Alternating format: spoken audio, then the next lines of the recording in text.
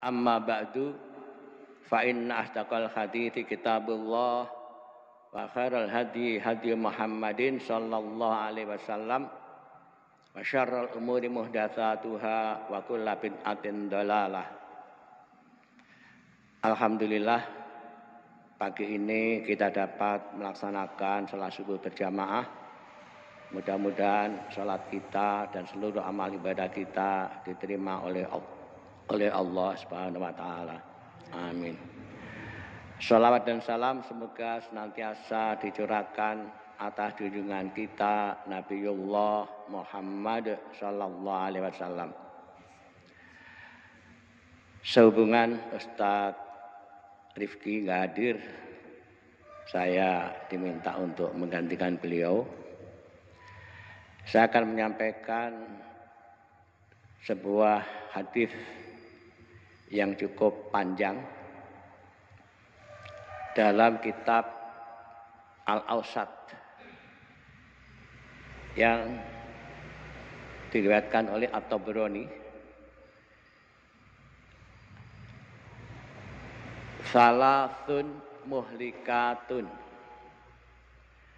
wa salasun munjiyatun wa salasun kaffaratun wa salasun darajat. Ada 3 perkara yang merusak, ada 3 perkara yang menyelamatkan, dan ada 3 perkara yang menghapus dosa-dosa, dan ada 3 perkara yang mengangkat derajat. Fa ammal muhlikati fa syukhun muta'un wa hawan muttaba' wa ijabul mar'i binafsihi. Adapun perkara yang merusak, yang pertama adalah syukhun muta'un. Syukhun atau syahun itu pelit, ya, bukan sekedar bakhil, tapi bakhil plus rakus, ya. Jadi bakhil plus rakus ini merusak. Yang kedua, hawan muttaba', hawa nafsu yang tak terkendalikan, yang senantiasa diikuti. Yang ketiga, ijabul mar'i binafsihi, kekaguman seseorang terhadap dirinya sendiri. Kita bahas dulu perkara yang merusak ini. Tadi yang pertama adalah syukhun muta'un. Manusia itu memang ada kecenderungan cinta dunia.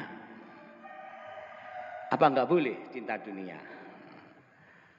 Pengen punya rumah bagus, mobil bagus, kendaraan yang lain juga bagus, punya tanah yang luas, punya jabatan. Apa enggak boleh? Boleh. Yang dimaksud cinta dunia adalah orang yang kemudian setelah dia kaya, hak-hak atas harta tidak dikeluarkan.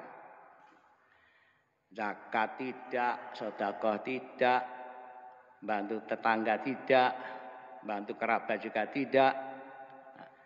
Ini bahkan dia sudah kaya tapi masih rakus.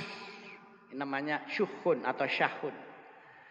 Dia ingin menguasai harta itu, kalau bisa seluruhnya. Ini iso kabeh melarat, jadi dhewe sing paling sugih. Jadi merasa senang kalau melihat tetangganya melarat kabeh dan dia paling kaya. Nanti depan ada satpam. Kemana-mana ada pengawalnya. Jadi tidak ada masalah sebenarnya itu. Tapi tadi kembali kepada hak-hak atas harta.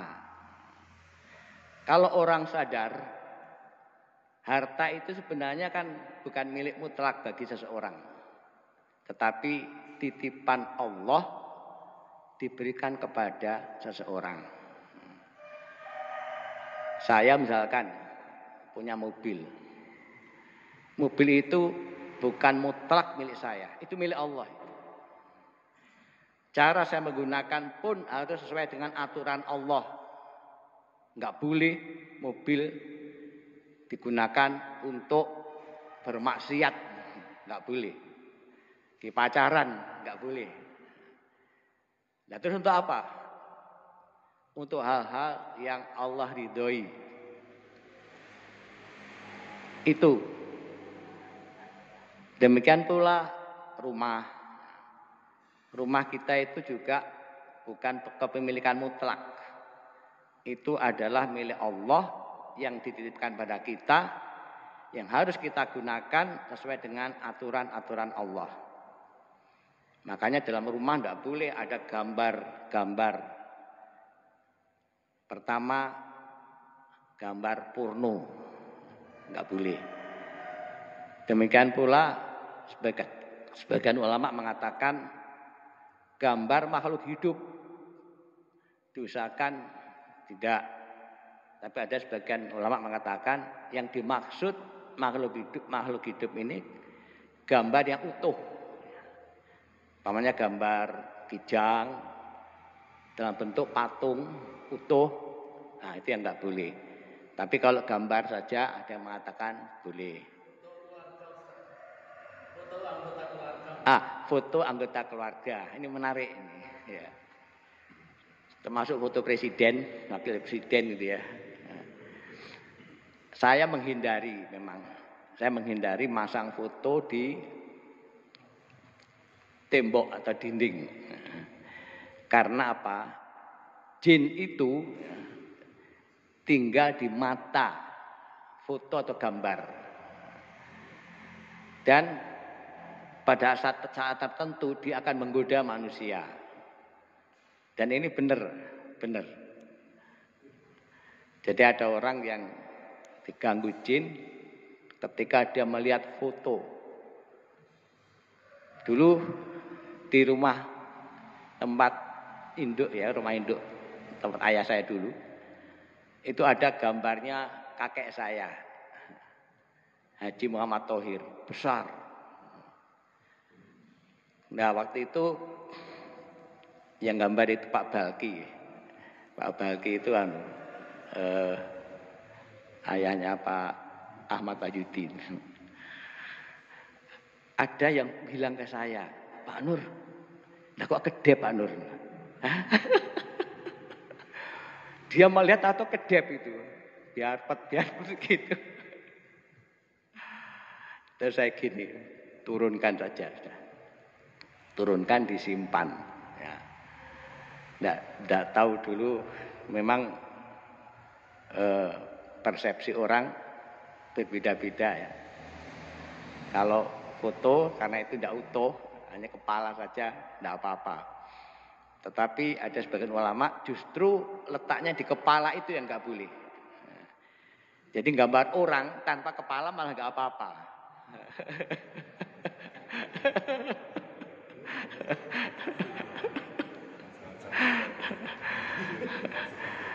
Kalau di Arab Saudi ya, itu pelajaran bahasa Arab, ya pakai gambar. Itu gambar kuda pun tidak ada kepalanya. Kalaupun ada itu hanya garis-garis tanpa mata. Demikian pula gambar orang, itu kepalanya nggak ada. Dalam rangka itu tadi kehati-hatian ya, karena nanti dituntut supaya memberi nyawa besok pada hari kiamat. Maka mereka tidak mau. Tapi sebagian ulama mengatakan untuk sebagai namanya wasailul idhah, ya, alat peraga, itu enggak apa-apa. Sebagian mengatakan untuk alat peraga enggak apa-apa. Tapi itu tadi, kita menjaga kehati-hatian kita. Tapi yang sepakat semuanya adalah gambar yang utuh seperti patung. Ya, ada patung dari Bali ya, itu yang dipasang di ruang tamu, itu semua ulama sepakat itu haram. Malaikat tidak akan masuk ke dalam rumah yang ada patung. Anak saya ngomong, ya gak apa-apa tuh malaikat gak mlebu. Dikira nek kabeh malaikat gak mlebu. Enggak, malaikat rahmah yang tidak masuk itu. Yang membawa rahmah berkah itu yang gak masuk. Nek malaikat mau tetap masuk. Malaikat maut itu sehari itu 5 kali datang ke rumah kita.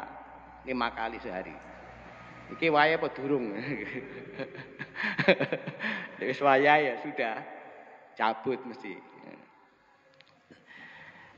Kemudian juga ini introspeksi kita ya.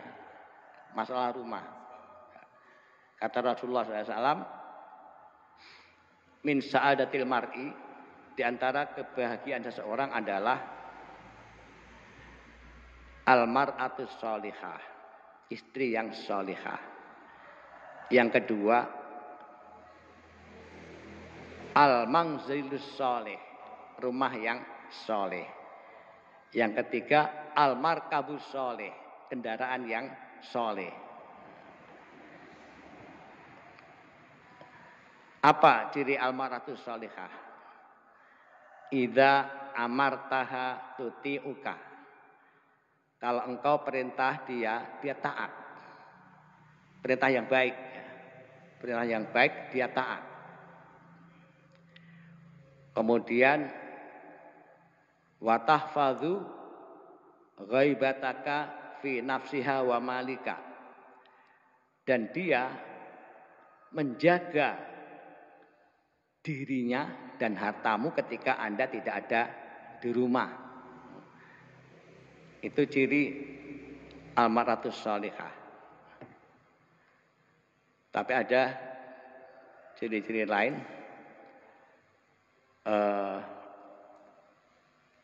Tasurruka idza nadzarta ilaiha. Engkau senang kalau engkau memandangnya. Jadi memandang istri senang. Nah ini berarti mar'ah sholihah. Jadi dia itu bersolek untuk suami, ya. Dia bersolek, berhias untuk suami, bukan untuk tetangga, untuk suami. Sehingga suami mandang itu senang. Bukan kok di rumah orang tahu berhias untuk suami, mbok metu menor. Bukannya seperti itu.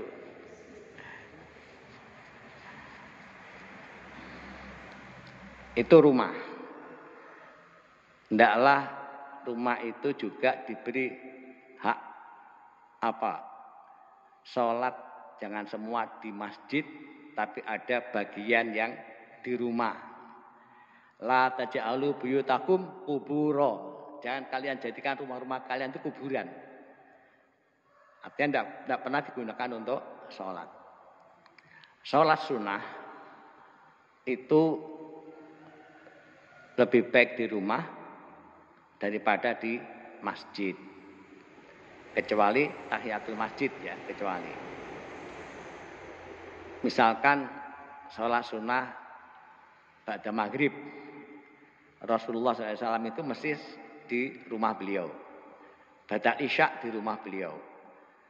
Sholat sunnah ba'da Jum'ah itu beliau di masjid 2 rakaat ditambah di rumah 2 rakaat. Jadi 4 rakaat. Nah kita juga demikian. Kadang pada Jumat ya di masjid, kadang juga di rumah. Di masjid juga boleh, tidak apa-apa. Tapi ada bagian untuk rumah. Tahajud itu yang bagus di rumah, bukan di masjid. Karena di rumah itu terjaga dari riak, ya, terjaga. Karena tidak mungkin di rumah itu pamer, tidak mungkin. Pamer siapa? Masuk pamer istri, pamer suami, pamer anak. Tidak. Tapi di masjid bisa jadi ada pamer. Jadi ada rumah kita ini benar-benar baiti jannati. Rumahku adalah surgaku. Jadi di rumah itu betah. Itu tadi syuhun mutok. Ada kendaraan, ada rumah, ada tanah, ada duit. Ya. Duit pun ini titipan Allah ini ya, titipan Allah. Untuk apa? Bahkan ditanya tidak hanya untuk apa, min aina iktasabahu, dari mana dia peroleh, wa fi ma anfaqahu, dan untuk apa dia nafkahkan. Mulai dari mencarinya aja ditanya. Kemudian menafkahkannya pun ditanya besok pada hari kiamat itu. Kalau bisa itu tiap hari kita infak, kalau bisa ya. Dan kalau bisa itu pagi hari, subuh. Karena ada 2 malaikat yang senantiasa mendoakan. Allahumma a'ti munfiqo, apa itu? Khalafa.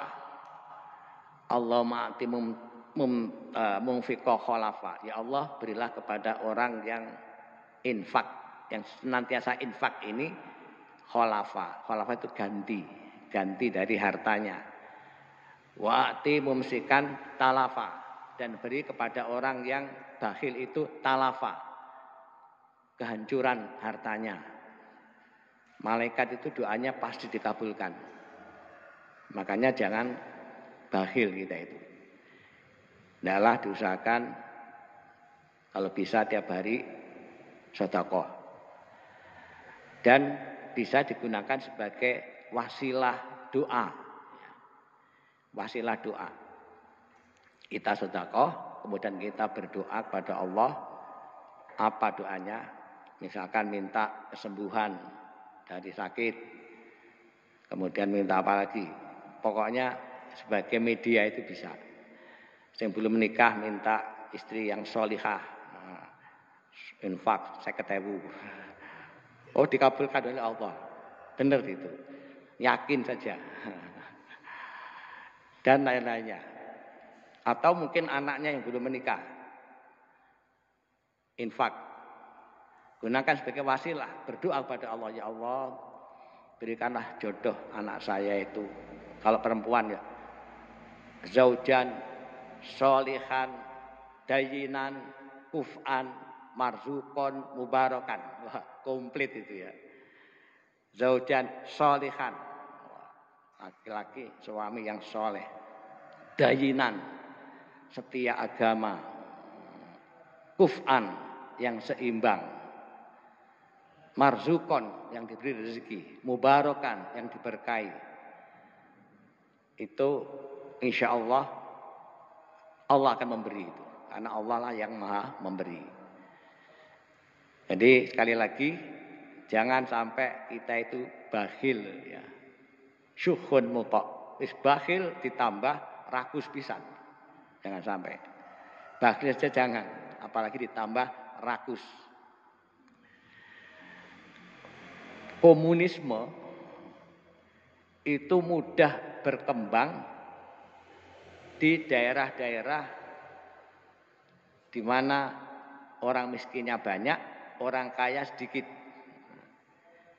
Menurut teori komunis itu kan rakyat jelata namanya kaum proletar. Dan yang namanya orang kaya itu namanya kaum borjuis. Nah, kaum proletar ini harus memberontak kepada kaum borjuis. Merebut hartanya. Harta itu setelah dikuasai mereka dibagi rata. Itulah dulu pada waktu kita masih tahun 60-an. Itu ada orang ngeletih punya sawah itu 350 hektar. Komunisme kan melalui pemerintah waktu itu mengadakan program namanya land reform. Tidak boleh punya sawah sekian banyak, dibatasi hanya 5 hektar. Bayangkan, sawah 350 hektar itu kemudian disita oleh pemerintah. Disisakan 5 hektar. Tapi kemudian orangnya ya bijaksana juga. Cepat-cepat diwakafkan. Diwakafkan ke Gontor, diwakafkan ke mana-mana. Tapi belum sempat habis diwakafkan. Kemudian disita melalui land reform tadi. Orangnya itu kemudian ya kaget ya. Dan meninggal. Itu saya lupa namanya, Pak Haji siapa. Anaknya itu teman saya di Gontor. Siapa ya? Jadi rumahnya itu selatan Masjid Agung Kediri. Tapi dia juga punya rumah di Ngeletih. Dan itu banyak orang kaya yang itu memang hasil usaha mereka sendiri. Tetapi kena land reform. Nah itu cara komunisme itu gitu. Harus ada istilahnya apa itu? Bagi hasil ya.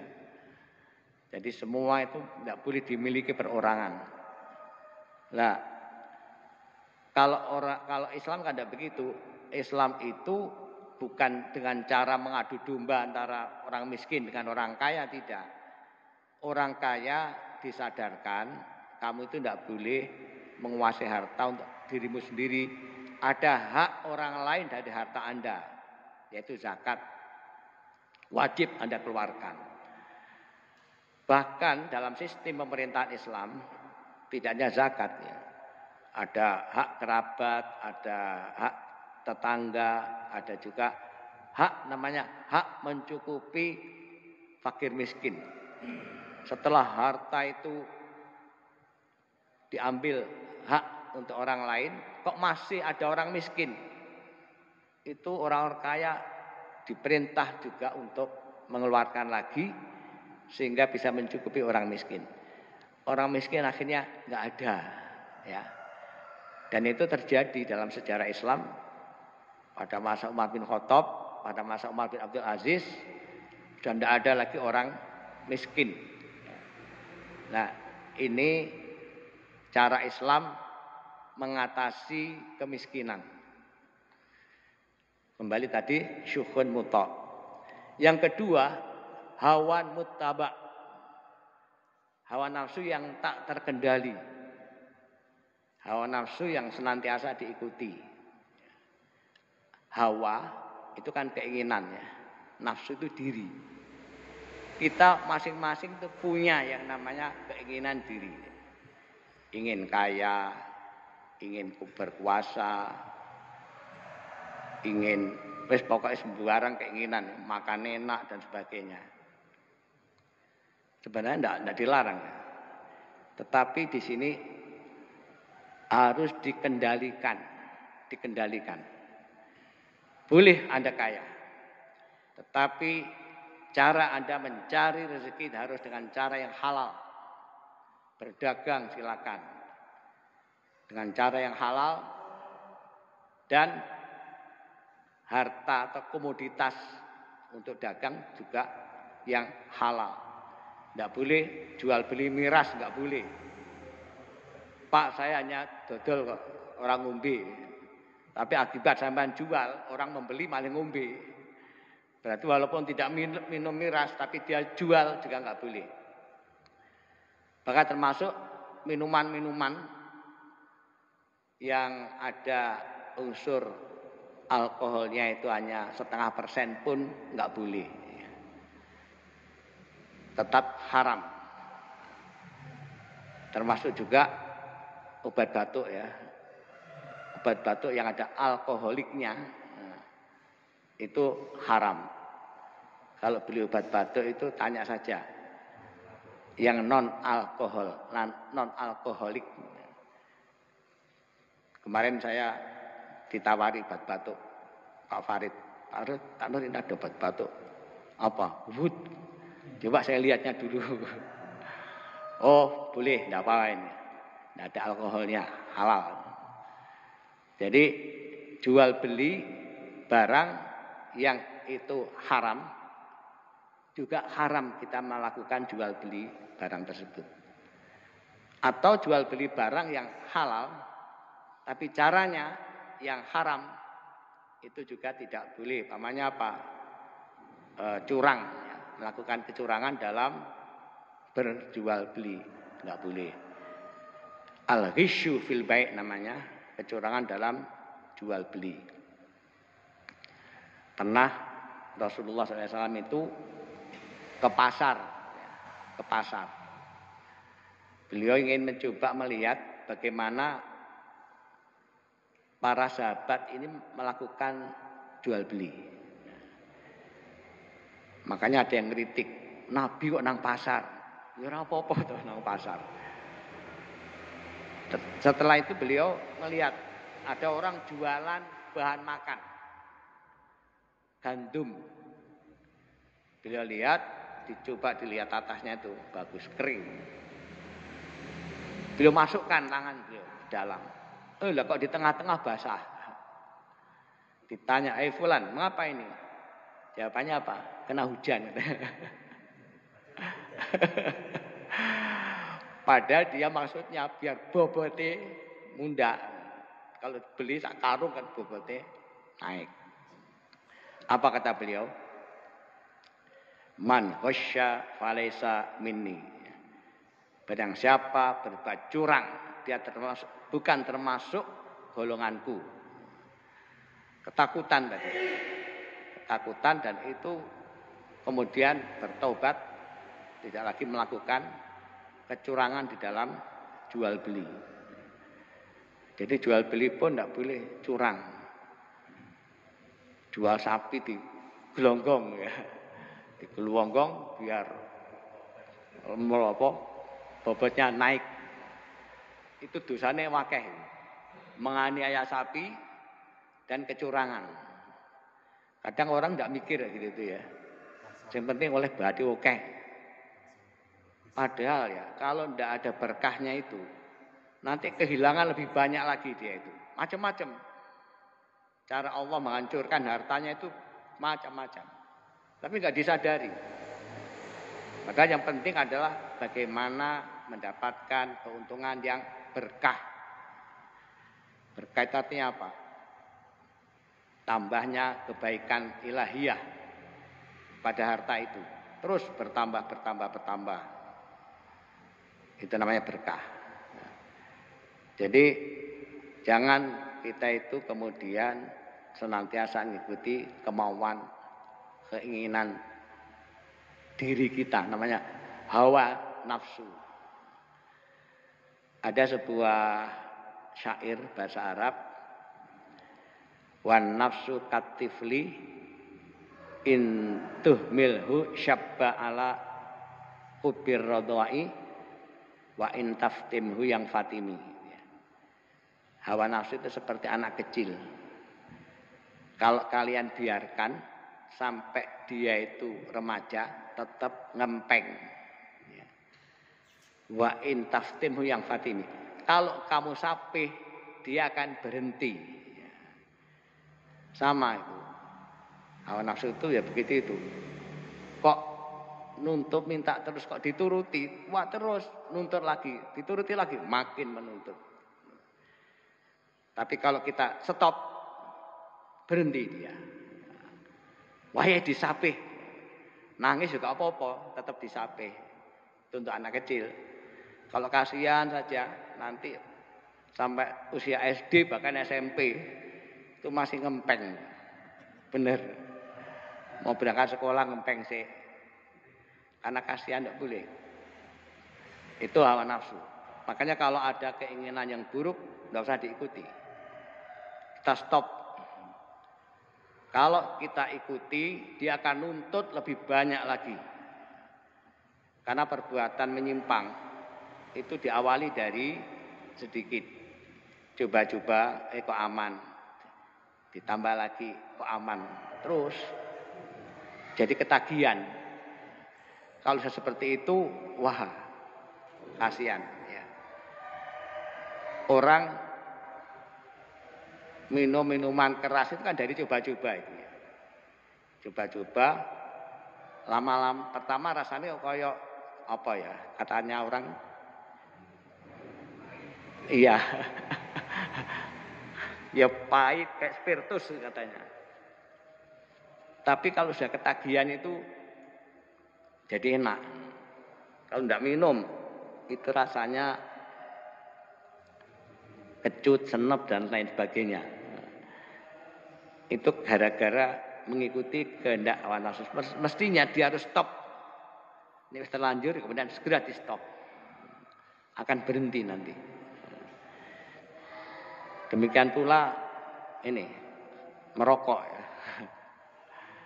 Merokok itu sebenarnya kan merusak juga. Bahkan ada dokter yang mengatakan merokok lebih berbahaya daripada miras. Tapi kadang-kadang orang berpikir, nyatanya aku ora apa-apa. Lha kae yo gak apa-apa. Mancen cek durung. Mbok wis apa-apa. Di stop, dilarang dokter. Bapak harus berhenti merokok. Akhirnya berhenti. Tapi sayang, tobatnya itu karena dipaksa oleh dokter. Tapi masih mending ya. Dia berhenti. Nah, ini pun sebenarnya keinginan Hawa. Ada lagi ini hadis Nabi yang pernah saya sampaikan. Inna lisyaitani lamatan bibini adama walil malaki lamatan.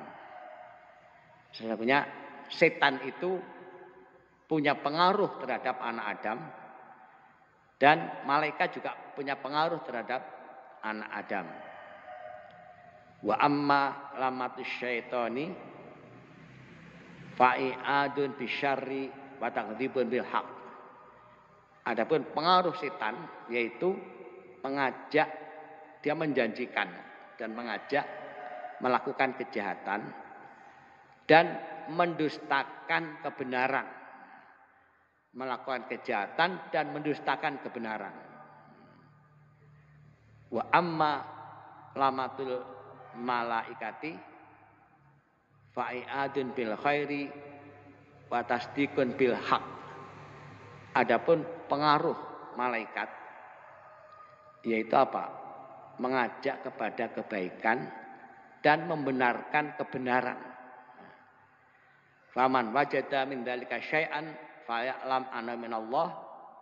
Barang siapa mendapatkan sedikit dari pengaruh malaikat tadi, ajakan kepada kebaikan tadi, falya'lam annahu minallah. Ketahuilah itu dari Allah. Falyahmadillah. Adalah dia memuji Allah. Ucapkan alhamdulillah.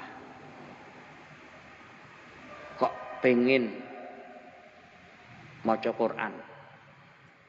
Alhamdulillah. Terus dibaca. Orang alhamdulillah toh.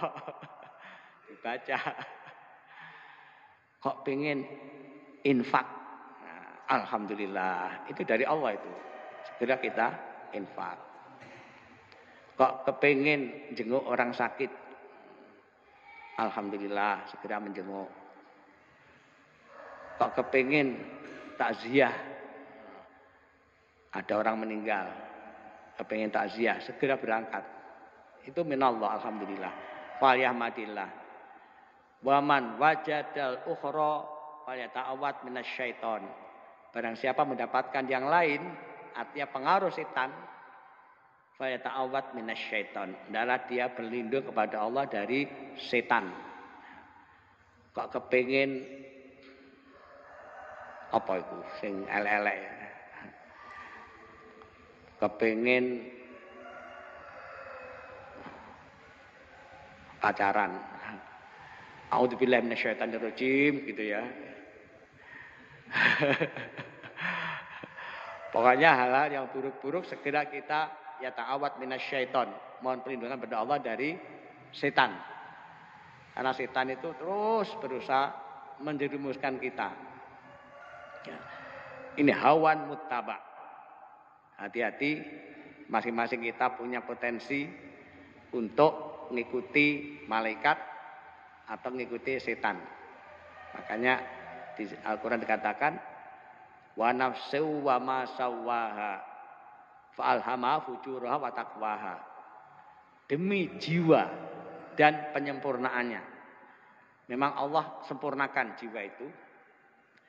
Fa'alhamaha fujuraha wa taqwaha. Allah ilhami terhadap jiwa tadi apa itu? Fujur dan takwa. Ada kecenderungan durhaka, ada kecenderungan bertakwa. Nah, kecenderungan yang bertakwa inilah yang harus kita utamakan, kita laksanakan. kita ikuti. Jadi keinginan nafsu kita untuk bertakwa ini yang harus kita ikuti. Jangan bakat fujurnya yang diikuti, jangan. Yang ketiga, ijabul mar'i binafsihi. Kekaguman seseorang terhadap dirinya sendiri. Ini merusak juga, ini bahaya itu ya, bahaya. Orang mengagumi dirinya sendiri. Aku ki mbuh gak tahu sinau, kok mesti lulus. Itu ya mesti ae ngerpek gitu. Aku gumun. Wakeh sing ngesir aku.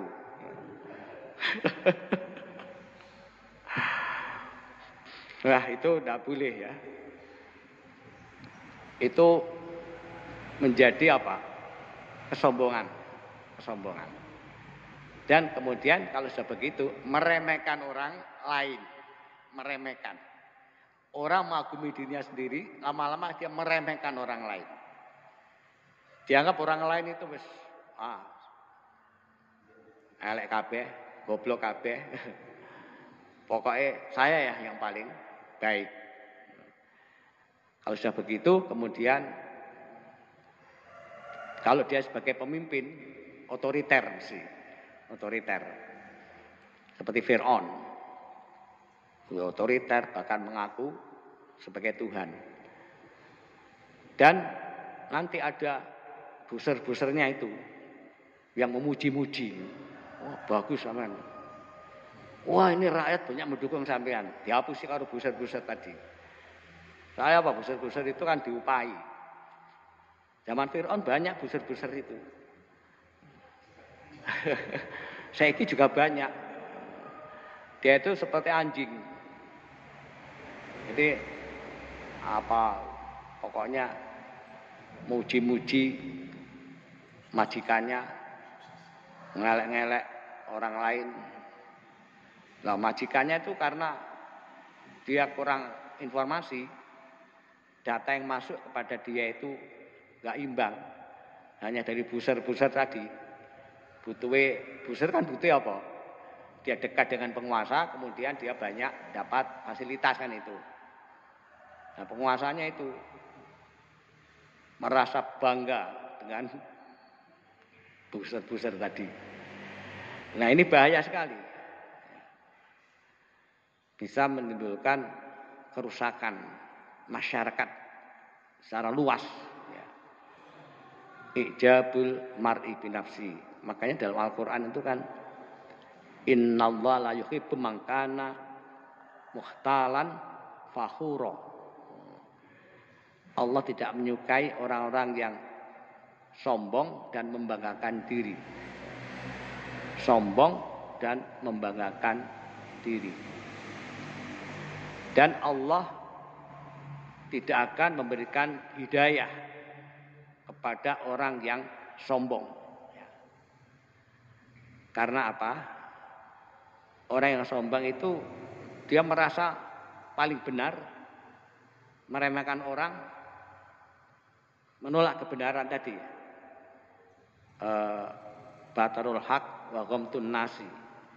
Dalam hadis Nabi dikatakan batarul haq, menolak kebenaran, wa ghamtun nasi, dan meremehkan orang lain. Makanya tidak mendapatkan hidayah dari Allah. Karena yang diberi hidayah oleh Allah itu hanya mereka-mereka yang hatinya itu rendah hati. Tidak sombong. Memang kadang-kadang timbul. Segera saja kita berlindung pada Allah. Karena itu adalah setan. Kalau ada perasaan bangga, merasa paling hebat, itu segera saja kita mohon perlindungan pada Allah dari gangguan syaitan. Karena ada memang kadang timbul kesombongan itu kadang-kadang timbul, kadang-kadang tanpa dirasa tahu-tahu ada kesombongan. Meremehkan orang. Kan tidak ada orang itu hebat segala-galanya kan nggak ada. Likulli syai'in maziyatun. Setiap sesuatu itu punya kelebihan. A, dia punya kelebihan di bidang apa? Di bidang pertanian, dia punya kelebihan. B punya kelebihan di bidang peternakan. C punya kelebihan di bidang teknologi, IT misalkan, teknik IT. Orang masing-masing punya kelebihan dan punya kekurangan. Bahkan di bidang agama pun tidak semua orang itu hebat dalam segala bidang. Ada yang ahli tafsir, ada yang ahli hadis, ada yang ahli sejarah Islam, ada yang ahli fikih, macam-macam. Jadi tidak ada kok, all round tidak ada. Kalau Habibie itu ahli bidang pesawat, disebut Mr. Crack. Jadi likulli syai'in maziyah, makanya nggak perlu menyombongkan diri, nggak perlu sombong, nggak perlu membanggakan diri, karena tiap orang punya kelebihan dan punya kelemahan. Ini 3 perkara yang merusak. Kita ingat peperangan ya, yang dilakukan oleh Rasulullah SAW itu ketika kaum muslimin mereka itu pasrah total kepada Allah, mereka oleh Allah diberi kemenangan. Tetapi ketika mereka mulai dihinggapi yang namanya kesombongan, membanggakan diri, itu ternyata tidak ada manfaatnya sama sekali, jumlah besar. Ya. Itu di perang Hunain.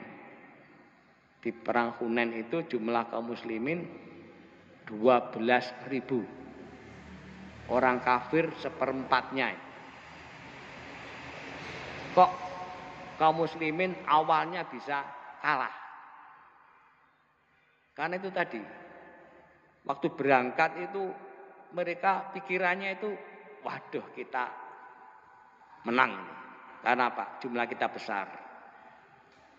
Mereka kecil. Akhirnya kurang waspada.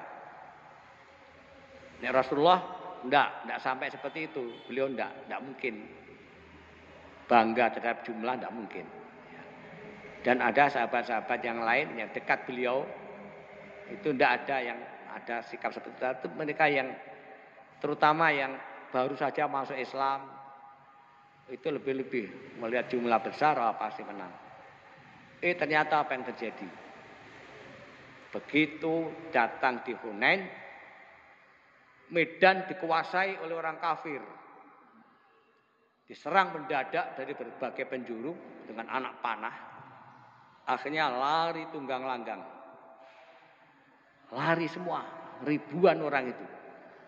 Kecuali sekitar 100 orang yang tetap mengikuti Rasulullah. Rasulullah tidak mundur, tetap maju, didampingi hanya oleh 100 orang saja. Kemudian beliau berteriak, "Ya ashabas syajarah, wahai pengikut baiat di bawah pohon. Ingat, wahai kalian dulu pernah berbaiat akan membantu Rasulullah dalam perjuangan beliau. Wahai ashabal Quran, wahai pengikut Al-Quran." Diundang mereka, dipanggil. Kemudian beliau minta tolong kepada Al-Abbas. Al-Abbas, paman beliau itu suaranya keras. Minta tolong supaya dipanggil. Al-Abbas juga manggil lagi. ya ashabas syajarah. Bahkan ditambah ya ashaba suratil Baqarah. Wahai pemilik surat Al-Baqarah. Dipanggil. Mari ke sini bersama Rasulullah SAW. Mereka baru merespon, ya kami datang. Kami datang. Terus bertambah.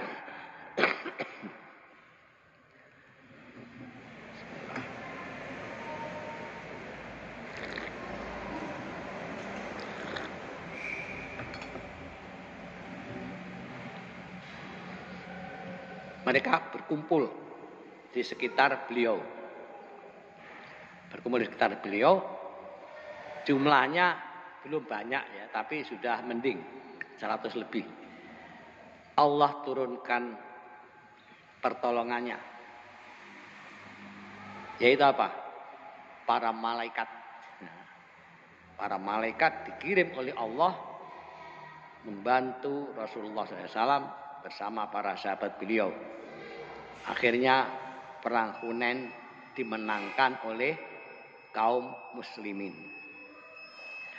Jadi kalau tadi karena membanggakan jumlah, ternyata la yughni minkum syai'a, tidak memberikan manfaat sedikit pun jumlah besar itu kepada kalian. Jadi jumlah besar mayoritas itu kalau kualitasnya rendah itu tidak ada manfaatnya. Tapi jumlah kecil, tapi mereka benar-benar berkualitas, ibadah jihadnya karena Allah, itu akan dimenangkan oleh Allah. Bagaimana cara Allah memenangkan? Allah punya banyak cara untuk memenangkan.